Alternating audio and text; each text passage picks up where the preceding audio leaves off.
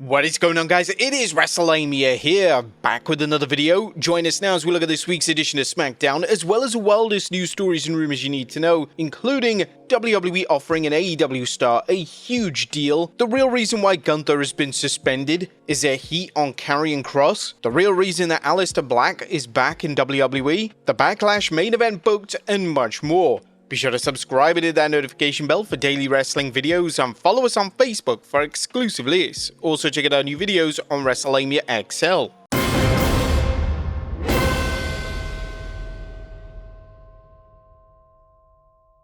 As always, we won't recap the matches, but just look at the good, the bad, and the downright ugly. As always, we start off with the good as number 1, One Last Time. Randy Orton and John Cena have had one of the most extensive feuds in WWE history. The feud has spanned over 25 years, but we're going to get a match between the GOAT and the Viper one last time. Now, whilst it was a little obvious that this match was going to happen at Backlash when Randy Orton RKO'd Cena on Raw, it still brings a tear to my eye that we're going to see this match for the final time. And no doubt Cena, the person who claims to have ruined wrestling, will go with the cheapest win ever. And the best way could be for Cena to recreate the No Way Out 2008 ending, where Orton got himself DQ'd by slapping the referee and retaining the title. Only this time, Cena does it, and the IWC is going to have a complete meltdown. Number 2, Alistair Black is back. Alistair Black is back, and while the WWE Universe has known about his imminent return for weeks, WWE made it special with a terrific entrance and Black showing off the ice-cold demeanor that makes him so intimidating. Although fans may wish Black didn't have to deal with The Miz first, he's long been WWE's welcome mat for returning wrestlers to walk all over before they work a proper program.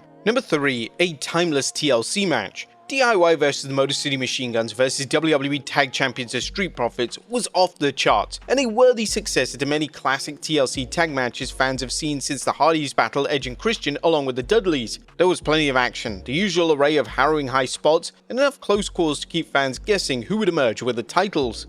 Number 4, a new champ is crowned. Now, as good as Chelsea Green's reign as Women's United States Champion has been, Zelina Vega's win, her first singles title in nearly 7 years of working with WWE, was well deserved, and it gave fans a feel-good moment to make the post-Mania SmackDown all the more special. Number 5, Fraxium burst onto the SmackDown stage. Fraxium are no longer NXT Tag Champions, but it's unlikely that's the last time they'll hold WWE Tag Team Gold, as their debut against Los Garzas showcased the team's sensational skills. While this is debatable, some fans believe that Fraxium are WWE's best tag right now, and now that they're on SmackDown, the sky is the limit. Number 6, a solid post-Mania show. SmackDown provided the proper finish to the week after WrestleMania, delivering a spectacular show that essentially ignored a hit-and-miss WrestleMania, instead building buzz for what's next, that being Backlash and the rest of 2025. Number 7, Jacob Fatu keeps getting more and more popular. Is there any end to Jacob Fatu's popularity? The Samoan werewolf continues to get over at an exponential rate, and the only downside to this is whether WWE can figure a way to capitalize on his popularity while keeping him out of the main event picture. He's not going to stay out of that main event picture for long though. This man is going to be a star. And a great build-up for Drew vs. LA Knight. A Drew McIntyre vs. LA Knight's match ended inconclusively, which makes sense as it looks like Damian Priest will join the quest for the United States Championship. But the pre-match promo was entertaining, with Drew unloading his usual collection of complaints and LA Knight cutting him down to size on the microphone. But that was a good. What about the bad? Is number 1, why wasn't that TLC match on Mania? Last night's tag team TLC match was an epic bout that reinforced the case that SmackDown not only has the WWE's best tag teams, but the Blue Brand books them very well. This match was a PLE quality bout that belonged on WrestleMania, and it's really disappointing that it didn't make the cut because it could have introduced casual fans to 3 of the WWE's best teams, and it would have been more entertaining than most of Night 1's undercard matches. We guess the only reason for the match's absence is WWE didn't want it to upstage its Night 1 main event, which it certainly would have. Number 2, Nia Jax is back. And Nia Jax is back, and whether or not you think that's a good thing is debatable, but there should be no debate whether she belongs back in the world title hunt. While it made sense for Jax to try and regain a women's world title from Stratton before, there's no reason for it to continue unless WWE wants to punish the fans. Stratton should be moving on to new opponents, while Jax should be focusing on a program with somebody else. And Jade Cargill is the best? Now, as entertaining as last night's WWE Women's Championship match between Tiffany Stratton and Jade Cargill was, the build-up was rubbish. And in case you didn't watch SmackDown, Jade showed up and told the champion that while she beat Charlotte Flair, she didn't beat the best, and that Stratton would have to beat Cargill to prove that she's the very best. Our fans have seen wrestlers walk in and demand a title match, which makes no sense given the many tournaments and matches WWE uses to establish #1 contenders, but as silly as this angle is, Cargill describing herself better than Flair was laughable. Cargill certainly looks like a star, but she doesn't wrestle like one. Perhaps this will lead to a match with Charlotte Flair, but if it doesn't, it's a bad look for Cargill, whose singles career is barely beginning.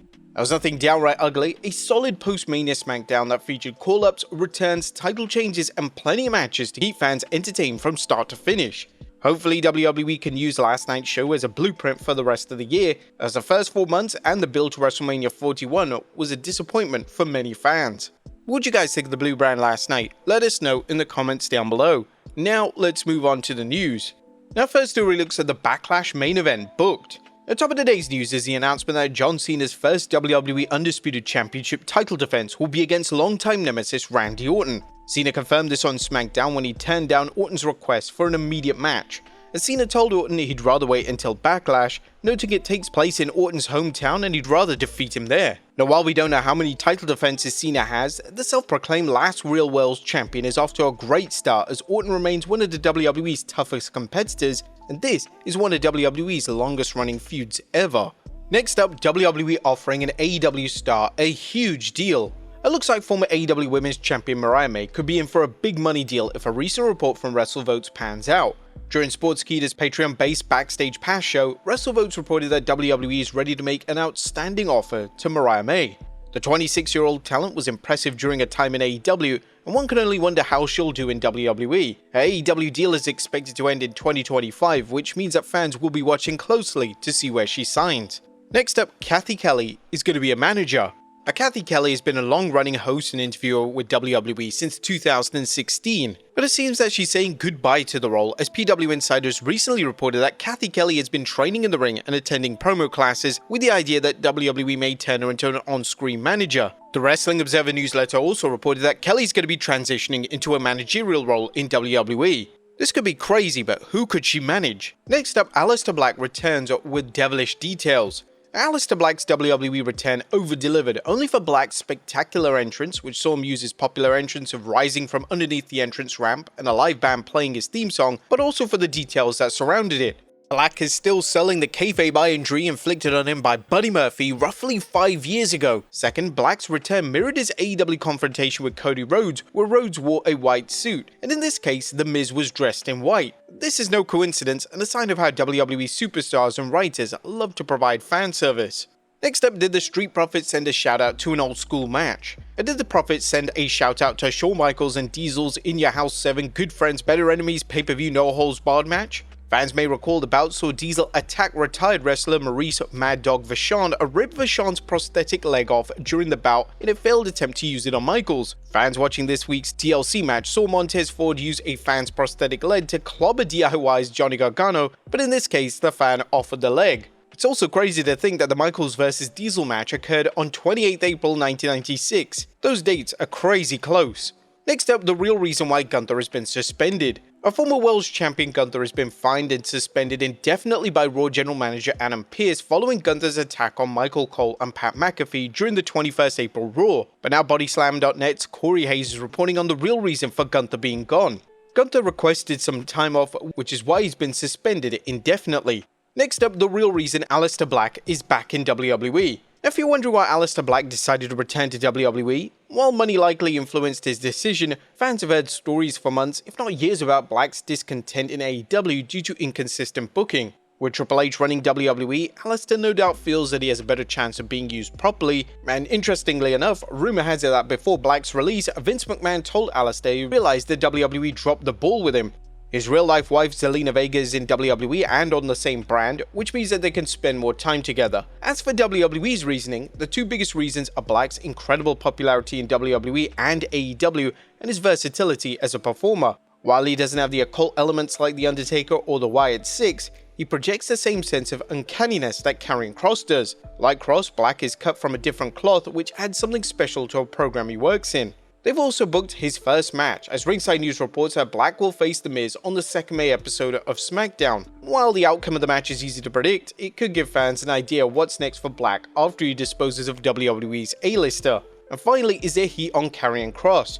It's time for some major news concerning Carrie and Kross, as it's believed that Kross's WWE deal expires this year, and there's debate whether Kross's recent heated promo is his attempt to get management's attention before he decides whether or not to stay or move on. Sean Ross Sapp of Fightful Select has reported that Kross's contract is believed to expire in 2025. As for his fiery promo on the post-WrestleMania YouTube show, Fightful Select reports, we're told that Kross doesn't have any heat within WWE, but that the segment did turn heads. The segment wasn't scripted for Kross, but we're told that other interviews on the show weren't as well. One source claimed that the segment required some approval before it made onto the final cut of the show due to the language. Fightful added that numerous wrestlers reached out to Kross, checking to see how he was doing and thanking him for the promo. Kross's promo, where he blasted management for letting a YouTube influencer get a prime WrestleMania match when so many other wrestlers who have worked for years were left off, really described how some of the wrestlers may feel backstage, especially as WWE's roster continues expanding and opportunities to appear on TV dwindle. Now, the promo may be the start of a push for Kross, as WrestleVotes Radio recently commented that management has plans to give him an extended opportunities on TV. Whether this translates into something remains to be seen. But there you have it, folks, our look at Smackdown, as well as the wildest news stories and rumors you need to know. Be sure to leave your comments down below, and I'll see you next time with some more wrestling content.